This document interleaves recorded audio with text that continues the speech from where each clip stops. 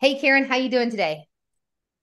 Oh, great. Thanks, Tash. I've been a bit up and down, but right now I'm good. So I'm Good, doing good. good to hear. Good to hear.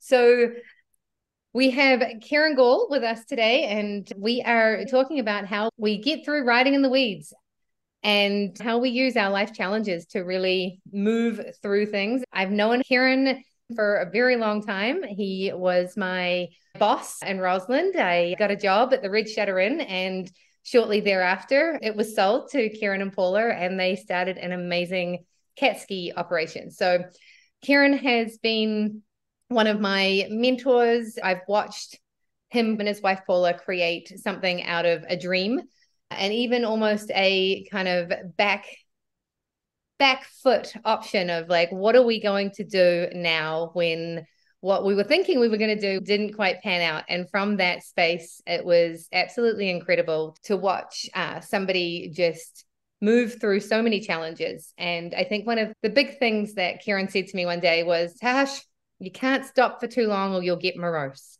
And it really always stood out to me as like, that is entrepreneurship. When we stop and we think too hard, we end up in the weeds and we end up going into all of those places. If you're on your bike and you stand there looking at the jump too long, or if you're standing at the top of a couloir and you think too hard about dropping into it, generally you're going to start to think maybe this isn't such a good idea.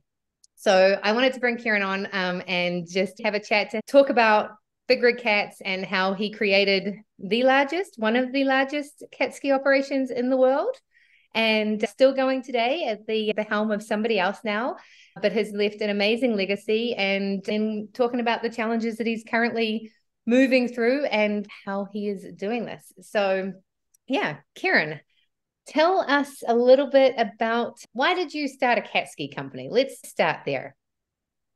Yeah, it was sort of an interesting start because I was living in Sydney and I was a finance guy there. So I'd do sort of leverage buyouts and that sort of thing for debt. And, the markets had gotten a bit silly and I'd done more than 10 years of it.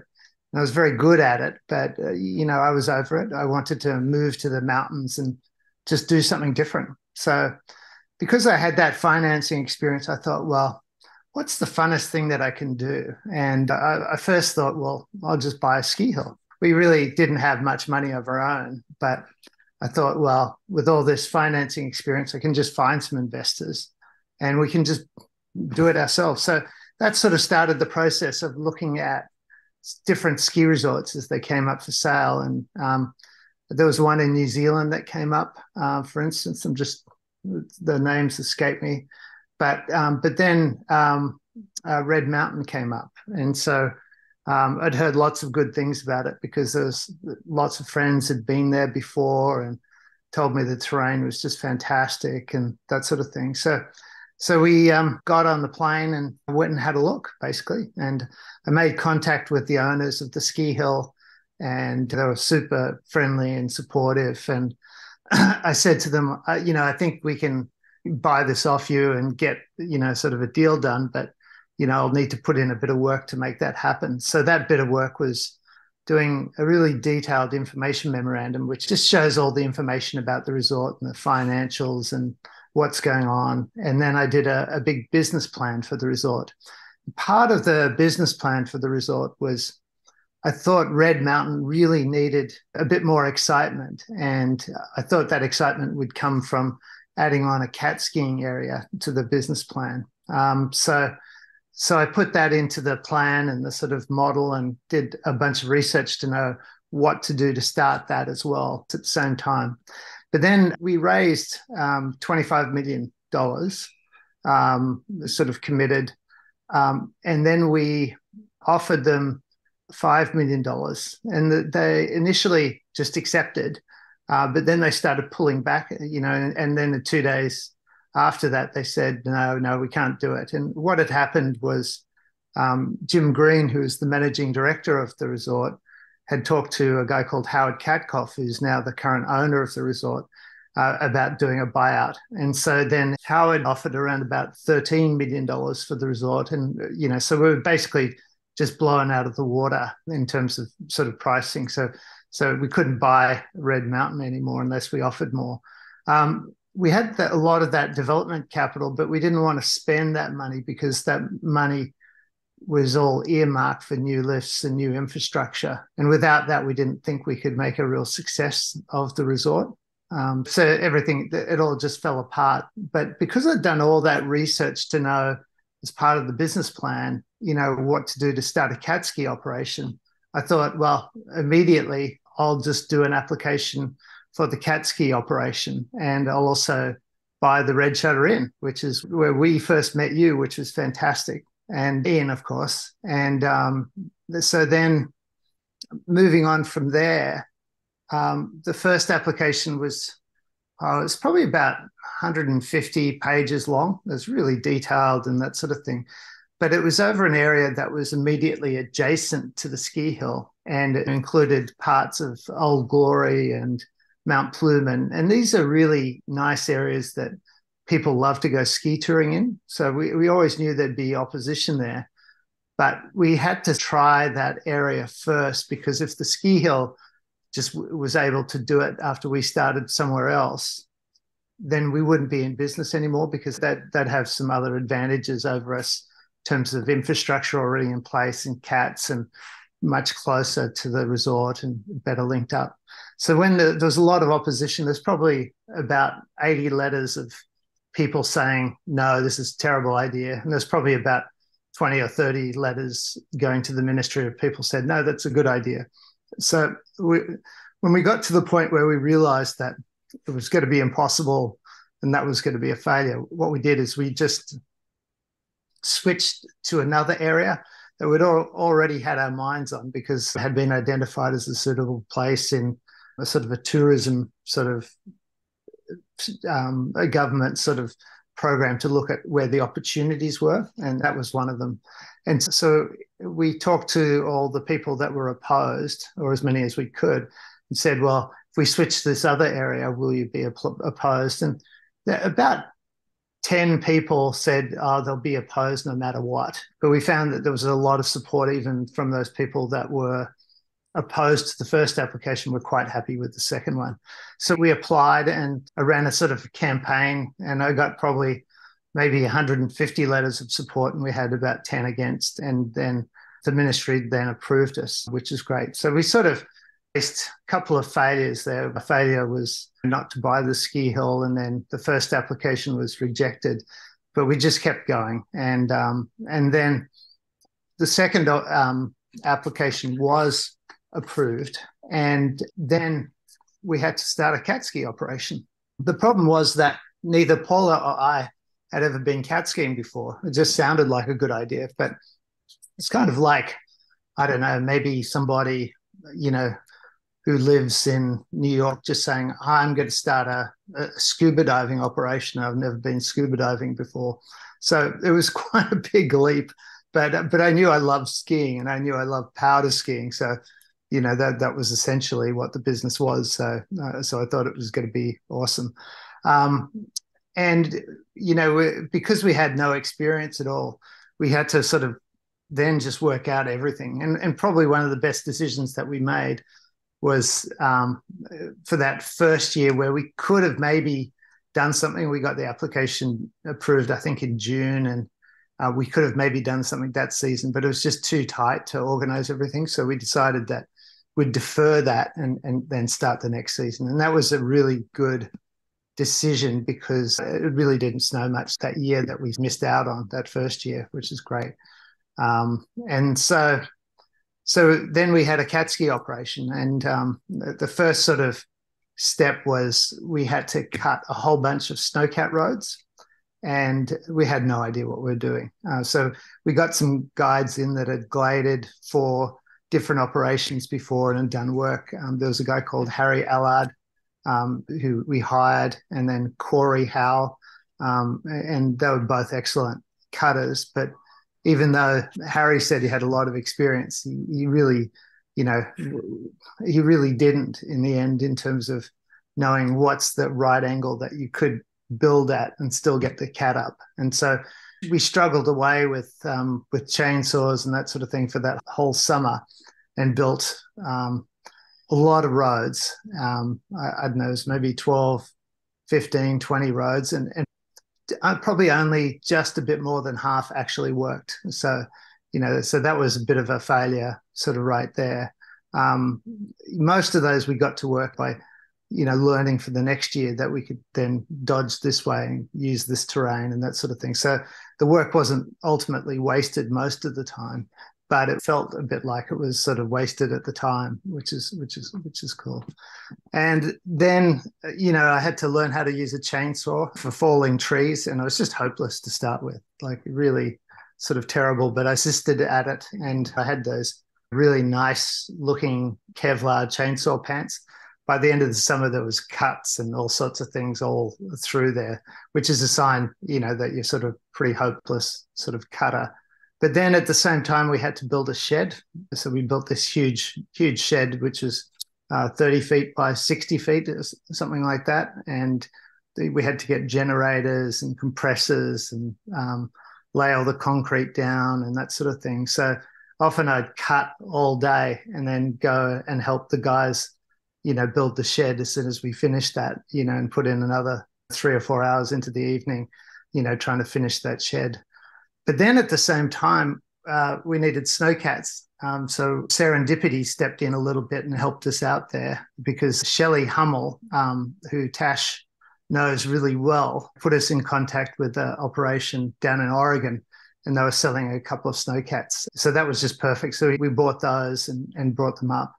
But then at the same time, we had to do marketing to actually get some people to come cat skiing. But it was a real leap of faith for those people, because it was basically the cat ski operation really didn't exist except in my mind, really, when we were first starting it. But we had to convince all these people to pay, quite a lot of money that the operation was going to exist by the time the winter started and was going to be able to deliver some good skiing and that sort of thing. So we're doing marketing at the same time and doing all these things. And we'd pretty much burnt all our bridges. I'd quit all my jobs kind of thing in Australia. We had 3 little kids. 2 were still in nappies. So we're sort of juggling that. And there was the Red Shutter Inn that you guys did a really good job with, which is great, which took a lot of pressure off. But it was just a crazy time, and we sort of bit off, just a huge chunk of work. And then we got to the winter, and, some of the roads worked and some of them didn't. It was a pretty good snow year, but just enough work that the cat ski operation, sort of actually worked. And, we got it started and we took people cat skiing and they were happy. And from there we thought, yeah, okay, there's something here. There's a business that we can make work. Surprisingly, that first year, we took out over 1,000 guests, which is unbelievable for any first year cat operation or heli operation, particularly when we basically had almost no time to sort of build it from scratch, sort of thing. So it was really a big challenge and a big struggle. But then we'd also spent, just about all of our money. We'd bought the Red Shutter Inn, we'd built a house at the base of Red, we'd bought snowcats, we'd built a shed, we'd hired all these people, done all this stuff. And so I knew that there's a good business that we could sort of create, but we were in danger of basically running out of money. So I got really lucky in the sense that a friend of mine, Kevin Bush, called me up out of the blue and said, hey, there's sort of a contract in Sydney you can do for 3 months or 4 months or something like that, just doing what I did before. And so I took that, and that was really good because they paid all the expenses, paid me around about, I don't know, $2,000 a day, something like that. And so I was able to get a bit more cash, enough cash that then we could really be aggressive that second year with cutting more runs and opening up more areas and that sort of thing. So we sort of just got by with the skin of our teeth. And right from that start, I guess, it's a bit confusing, but in terms of the underlying operation, it was cash flow positive right from the start in terms of if you just look at the operations sort of thing, which is great. So once we got to the second and third year, that started really, contributing. And then every bit of money that we made out of the business, we basically just poured back in, to building more runs and more snowcat roads and buying better snowcats and, doing all that sort of stuff. Your book, it's called Truth, Growth, Adventure. It's called Growth, Truth, Adventure, Love, which is awesome. It so matches exactly every step of your story so far. It's like there was this idea, okay, that's maybe not going to work, so we're just going to pivot slightly. And then there's this idea, and that's maybe not going to work, and we're going to pivot. But at the same time, it's kind of like when you're out skiing, when you're out mountain biking, when you're doing that sort of stuff, it's like, oh, okay, this isn't going to work. I can't go that way. I'm just going to go slightly in a different direction. But at the same time, everything that you had done kind of made sense. You got a lot of retaliation from the community and made yourselves fairly unpopular when you suggested doing the Roslyn Range. But in doing that, what came out of retaliation and that anger has to date is still created one of the most amazing recreation areas probably in all of Canada because of what that group has done and continue to do to preserve that place. And that didn't just help the community, but it really helped you because it meant there was absolutely no way that you were ever going to have competition go into that area. Like, it's super smart. It was actually really lovely because there's maybe one or two sort of really irrational people that you just couldn't talk to.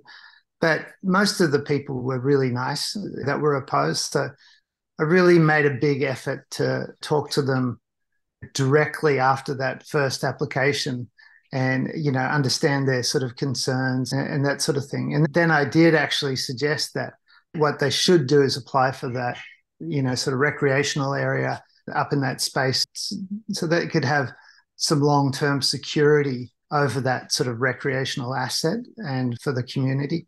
And that's what happened. I actually even helped do one of the first drafts with, I think, Kim Dean for that. And so that sort of cooperative approach then really made a difference. And you're right, like you can see now that's really a fully functional organization, build cabins and ski outs so people don't get lost and putting in toilets and car parking and all sorts of things. And, it's just a wonderful thing. So that's something the community should be really proud of, actually.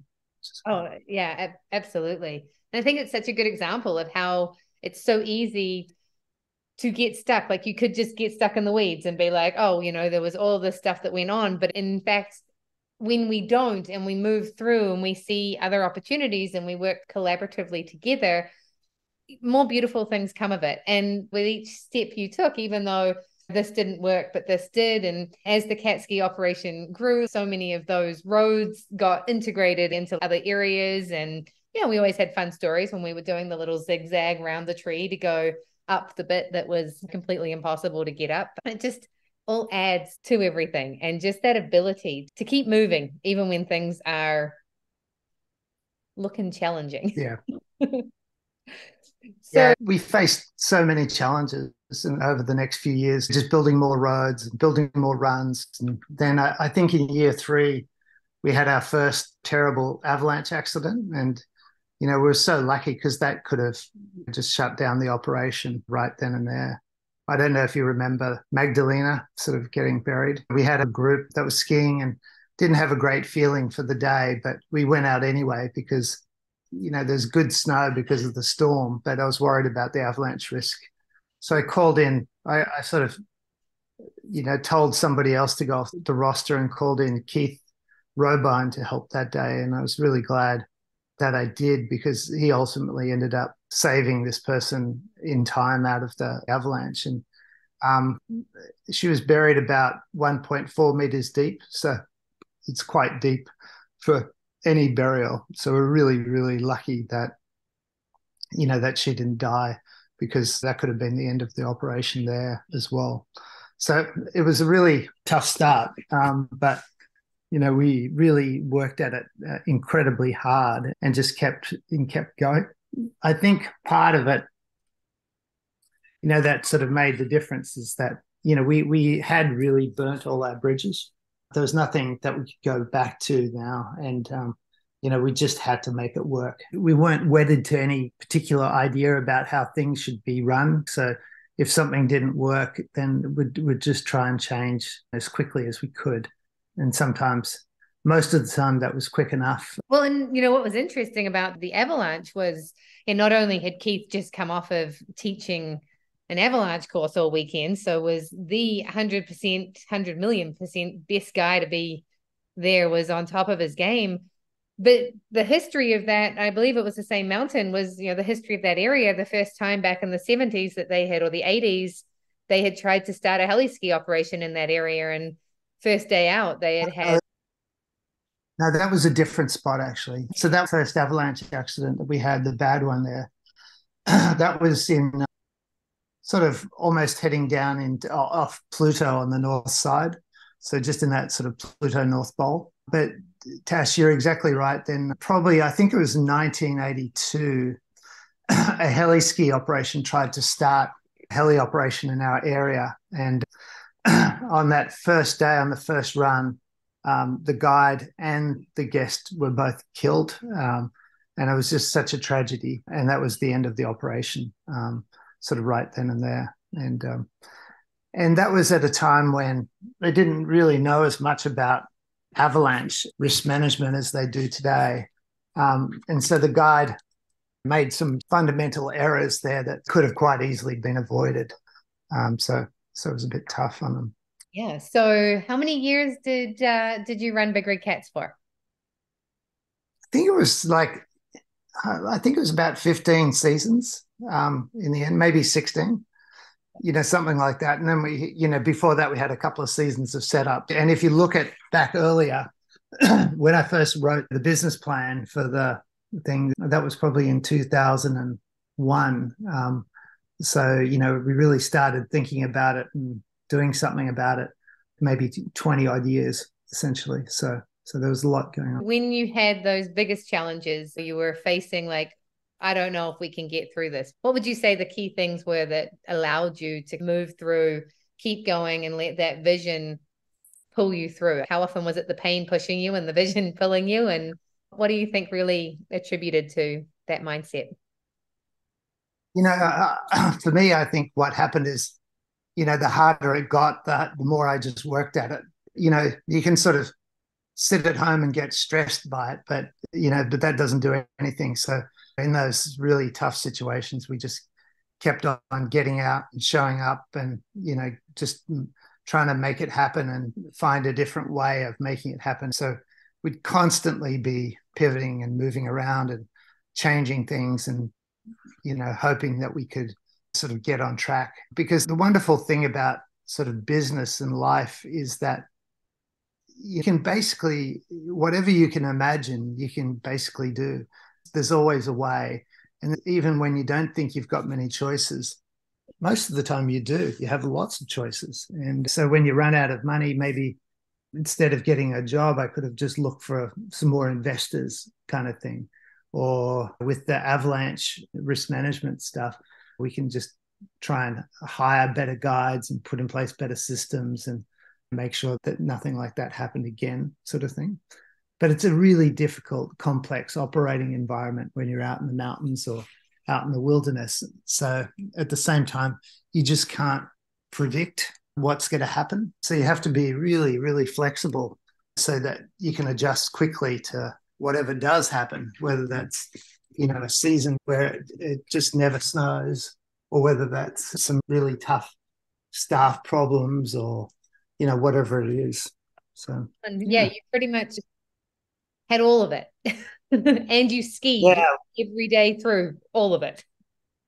Yes, I did. But also, as well as skiing, I sort of, I'd come home at nights often and, then write up a new application to change the area or add something in or, talk to customers or that sort of thing. And Paula was doing the same thing. She was amazing through it. But we also had, like I said, those 3 young kids. Managing all that at the same time was really, really challenging. So we were lucky to get through it all, which is great. Yeah, no, and I will never forget the early days. I think it was the first or the second season when there would be a spare three seats in the cat. And so it's, where's Kieren? Well, he's out knocking on people's doors to see if anyone wants to come cat skiing because, giving them the best deal ever. And I used to giggle because I'd see you and you'd be in like one cross country ski boot and one snow boot and running around still in your ski gear at, 11 o'clock at night. And I remember when Ian was at the Olympics and those 2 years he was away, and there were several times when I would look at myself and be like, oh, look, I'm doing a Kieren. It's 10 o'clock at night. And I would have been cat skiing all day. And then I would have gone and driven a bus and cleaned a bunch of rooms and then gone and done a snowshoe tour. And I'd be sitting there and it was 10 o'clock at night and I'm wearing my snowshoe gear and hadn't gotten changed from when I gotten up in the morning and started the day. And I really started to know exactly what it was like. You're juggling 100 balls. It's definitely sometimes hard to find the same two pairs of shoes and not still be in your wet, soggy gear at the end of the day. And that's just what we do to make things work. It was definitely really challenging times, but at the same time, it was a fantastic experience to try and create something from nothing. Like, not many people get the opportunity to do that. And so it was sort of like a completely clear canvas, and we create whatever we wanted as long as we could put in enough work or put in enough whatever effort to make it happen, sort of thing. So it was great, which is cool.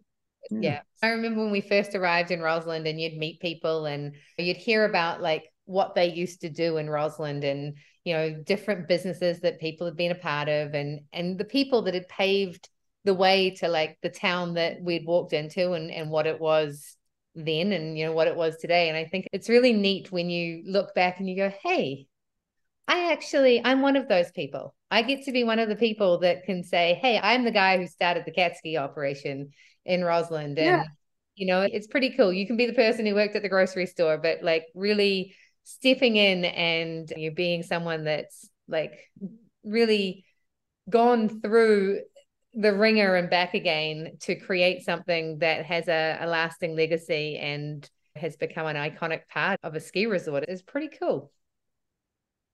Yeah, no, it is pretty cool, actually. So that's good. Fast forward, I want to talk a little bit about sort of not so much about your current journey, but a little piece of your story right now that I really think comes into this whole riding in the weeds thing is what you did right after you were diagnosed with colon cancer. Listening to your book, and in the first chapter, you talk about how right after you got your diagnosis, you went out and became one of the first crazy people to decide to figure out how to surf on a foil surfboard. I'd just like to kind of dig into sort of where your mind was at and why that was how you chose to move through the process. Yeah, it's a good question. So yeah, I got diagnosed with the stage 4 colon cancer in 2020, I think in April or May of 2020. And it's a bit of a harsh sort of blow because the survival stats aren't that good, kind of thing. Immediately after they found it, they wanted to go in and do a big operation to cut out around about 60 centimeters of my colon and then about a third to a half of my liver, sort of thing. And then also cut out any lymph nodes that they could find that were cancerous. And so they ended up cutting, I don't know, about 60 or 70 of those as well. So it was a real mess. And I knew I was going to be a real mess after that operation. So I thought, well, I've got to get my mind off this and do something else. So I thought, well, the sport I'd seen a little bit that was just starting was wing foiling. And it's where you get on a surfboard with a foil that's attached to the bottom. That's like a little wing that goes underwater and gives you lift. But you also use a handheld wing to give you speed so that you can travel along on top of the water. So that sort of really inspired me. So I thought, well, in the 2 weeks before that operation, I thought, well, I'll just start learning how to wing foil, kind of thing, because I was still feeling relatively okay at that point. Had stomach aches and that sort of thing, but it wasn't, terrible yet at that point. So I did that, and I think, the first few days, I think I must have fallen like 80 or 90 times just trying to get up and work out how the foil worked, but every time I just keep getting up and that sort of thing. But the beauty of it was that at no point when I was falling off and getting back on and then starting to go for little rides, at no point was I thinking about the cancer, which is great. So it took my mind completely off it because the balance just on it is really fine. That it engages your whole mind. So at night, often if I'd been out for a few hours that day, I'd sort of start dreaming about getting on the foil and the nice sort of blue water and that sort of thing, and sort of riding it. So it really distracted me and got my mind into a really nice place. Even though, like I said, I was falling off and just failing all the time, it was still out in a beautiful spot and still super fun sort of thing. So that was great. And then I had that operation, and then it was about, I don't know, 10 and 11 hour operation. So I was in the hospital for a couple of weeks after that.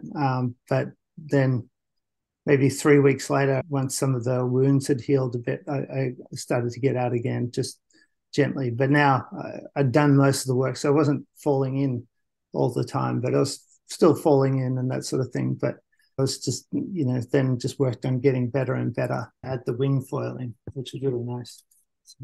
And one of the coolest things about Kieren is that if there is a body of water somewhere and he can jump in it and go for a swim, he will. And I think the most incredible thing to watch over the last 2 to 3 years has been watching you on Facebook. It's every opportunity that you have to go and do something physical and get out, and through all the things that you were doing on Kieren's days off, if he was not out powder skiing, which was probably only like 5 times a season, he would run to the top of Red Mountain and ski down. There wasn't a moment when you weren't out there using your body and really taking the physical aspect. And I think the wing foiling is really a conclusion of exactly how you've always used that physical to manage the mindset. I think so. Yeah, I think so. It's really hard right at the moment. Probably got, I don't know, maybe another 2 or 3 weeks left, sort of thing. So you can see, have a look at this. You can see the cancer's just eating away at everything now. And so, it's harder and harder to get out. And so I'm sort of still able to walk. But, it's sort of, maybe another week or two, I won't even be able to do that. So, so it's definitely a hard road at the moment, which is cool.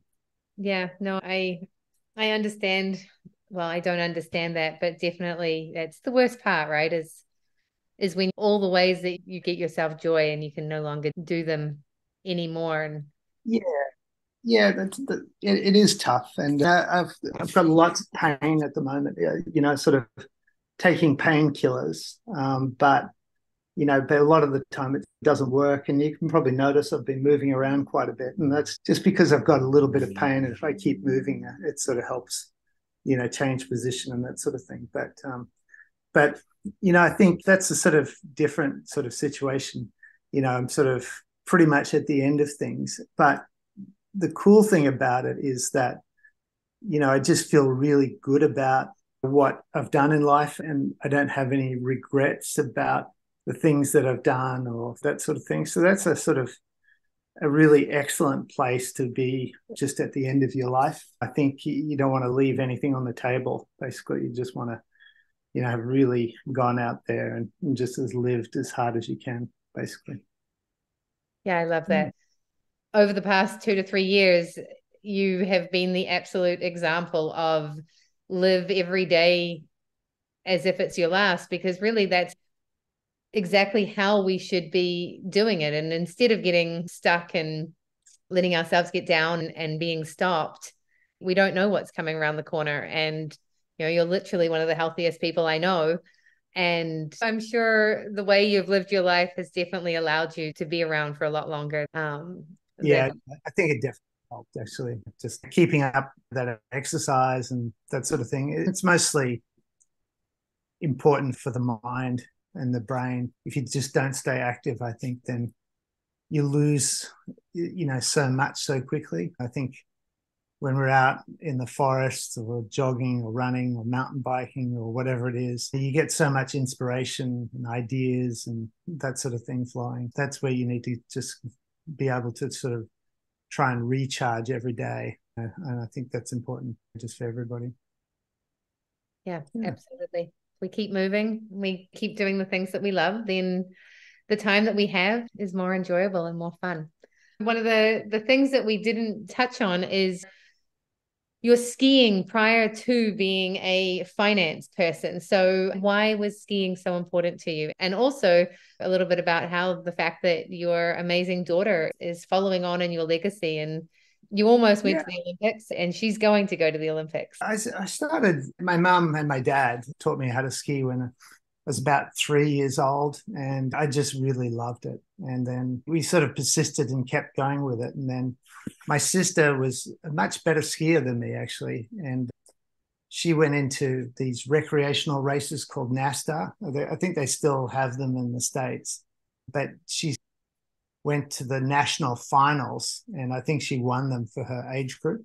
And so they gave her a pair of skis and some money, and they also gave her an invitation to join the ski race club. And so because Katie, my sister, and me being the little brother, I just sort of followed in her slipstream sort of thing, and sort of got in. But I just loved it. I really, really loved being out in the mountains and doing all that stuff. And so I did ski racing, till I was about 18. The last few years were just mostly racing downhill, which is the fastest of the disciplines. You get up to about 150k per hour.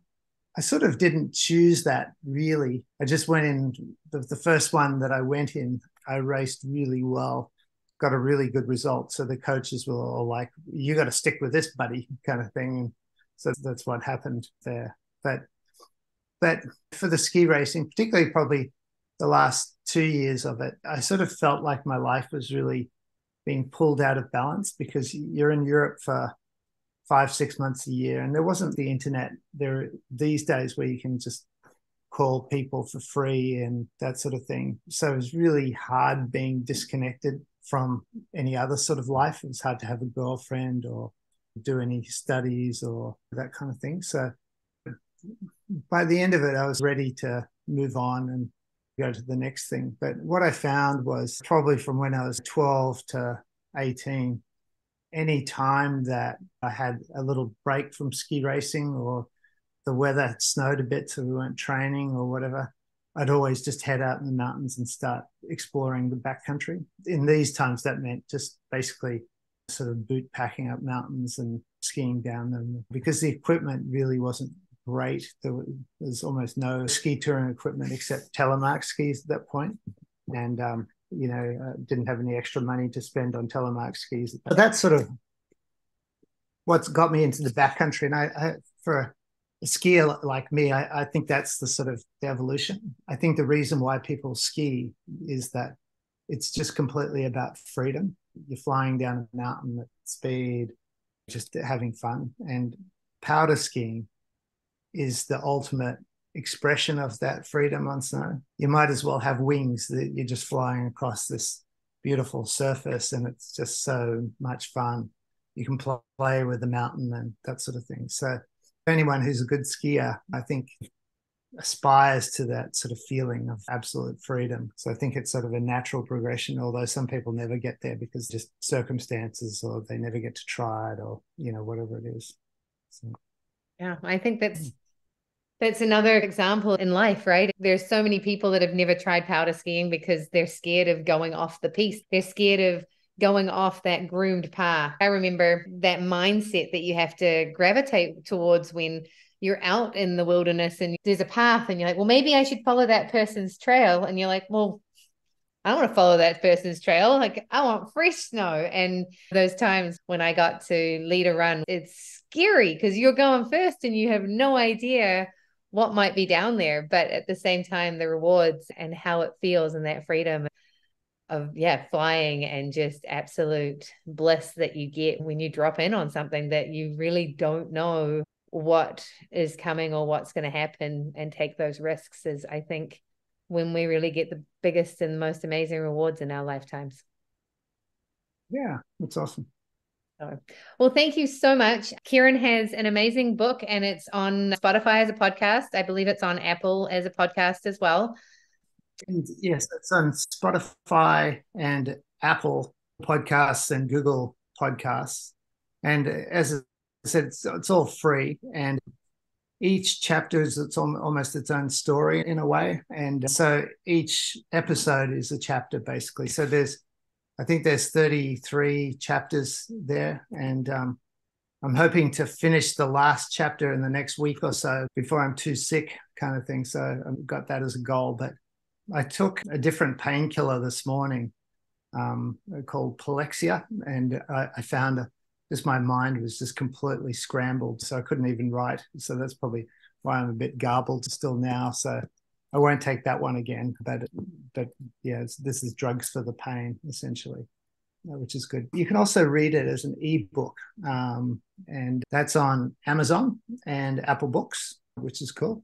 I haven't got a hard copy option yet, but I'll probably try and do that. But when I first looked into it, it's really, really expensive because it's quite a long book. It's about, I don't know, 600-700 pages or something like that. If you just get printed out locally down here in Australia, it's about $50 a copy. And I thought, well, nobody's ever going to buy a book for $50 kind of thing. So I thought that was a bit silly. But in China, you can get books printed probably for maybe 1/5 of the cost or 1/4 of the cost. But the problem with that is you have to have a sort of a minimum order of maybe like 300 books. And then you got to end up with a whole garage full of books kind of thing. And Paula, I don't think was definitely keen on having a whole garage full of books sort of thing. It's so neat though. And it's called Growth, Truth, Adventure, and Love. And it's definitely worth a listen. There are so many stories that you have in your life that you could spend a lot of time talking about all of the different adventures that you've done, because as you say, right, like leaving no cards on the table and really just stepping in and being wholehearted. And that's when we get the most rewards. I think so. At this point in my life where I've only got a few weeks left, the things that you really value is obviously your family and then all those sort of relationships that you've had. And the book has been really wonderful in terms of helping people sort of make contact, because when you've got lots of pain, your world really sort of shrinks. There's not a lot you can do when you have lots of pain. And so you don't go out as much, and, it's harder to get out of the house. And when you've got a lot of pain, you don't really want to see people because it just, it just hurts. But the book has sort of done the reverse. It's been a real catalyst for people making contact and opening up things. And so that's been really, really wonderful. It's been so good to connect with so many people. That's awesome. Yeah, so a great undertaking to leave us with as well and share with all of those people, right? So we definitely appreciate it. That's right. When I was writing different chapters, thinking about different audiences, like for the avalanche chapters, there's maybe 3 of them, that was really written with maybe the future guides in mind that either work at Big Red Cats or other places, to show them in a really story type form what happened and why and how to avoid those sort of mistakes, sort of thing. So that was written there. Those first few years of Big Red Cats, I actually thought of another young couple that are starting a cat operation. And I actually thought of them when I was writing some of that, so they could get a real sense of what's involved. Those first few years, it's just got to be go, go, go, go. And you've got to do everything to make it work, because just even a few little things can mean that you just don't have a cat operation, sort of thing. So you've got to just jump into it with everything that you have. And then the cancer chapters were written a lot for people that might be facing that or facing other sort of struggles. And then there was a chapter on high finance and sort of in New York and that sort of thing. And so it really covers a very broad sweep of activity and that sort of thing. Just really fun. So, yeah. Very indicative of your broad sweep of all of the things that you have experienced. Yeah. And I forgot to mention Sammy, because you asked. Yeah, so I did ski racing for quite a long time, and I was never that great, actually. Like, I was okay. And I think highest world ranking was like 220 or something like that in downhill. I was way behind. And I actually thought if I really, really stuck at it, I could probably make the Olympics in my mid to late 20s if I got lucky. But I would have had to have given up, the opportunity to study and do other jobs and get married and meet people and those sort of things. And so that was a trade-off I wasn't willing to make for a 50-second run down a hill where I wasn't probably going to win anyway. So it wasn't worthwhile. But Sammy, on the other hand, is a much better skier than I ever was. She's 22 at the moment. She's number 2 in Australia. And she's got a good chance of going to the next Olympics in Cortina. And she just really loves it. Whereas probably when I finished up at 18 or 19, I just didn't love it that much anymore. But for some reason, she just does. And she sort of stubbornly sticks at it, and she has injuries and problems, but she's sort of, just keeps going. And so she's leaving, I think, in a couple of weeks to head to Europe to start her next season and the whole training and racing. Yeah. And just a fun fact, she happens to be a very good friend of my husband Ian's niece, who is number 1 or number 2 in New Zealand. So we always knew that they would at some point in time cross paths, and it's really neat. Amazing. Yeah. Oh, that's great.